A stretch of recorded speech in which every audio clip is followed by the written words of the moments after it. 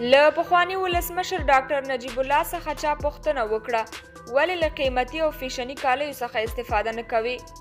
ډاکټر نجیب په خندا شو ورته وویل زما ټول معاش چې د دولت له بودیجې څخه راکول کیږي 18,000 افغانۍ دی چې له دغو 18 یا 8,000 افغانۍ خپلې میرمنې ته د کور د خرڅ لپاره ورکوم ځکه چې میلمانه لرم.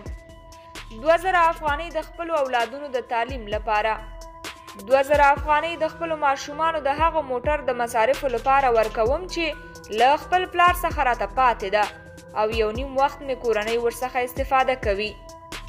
3,000 افغانۍ ډریور ته معاش ورکوم او پاتې 3,000 افغانۍ مې په خپل جیب کې د ځان د شخصي مصارفو لپاره ساتم. هغه هم د دې په خاطر ساتم چې د کابل ښار په جادو او سړکونو کې څوک د الله جل جلاله د رضا په خاطر مرسته وغواړي او ور یې کړم. او کله ناکله په شپږو میاشتو کې په کوم رقم لباس چې زما په ځان کې ګوري خیاط راته ګنډي.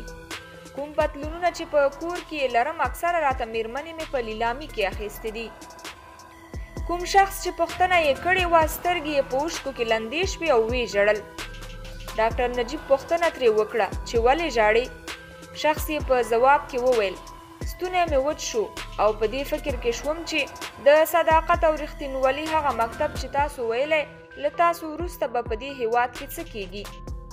ډاکټر نجیب په خندا شو او ویې ویل په هغه الله جل جلاله ښه پوهیږي خو هغه تحلیل چې د اوسنۍ اوضاع په هکله کولی شم په ډاډه سره وایم چې زما څخه وروسته حکومتونه به چې د ټول افغانستان شتمني هم وخوري ماړه به نه شي.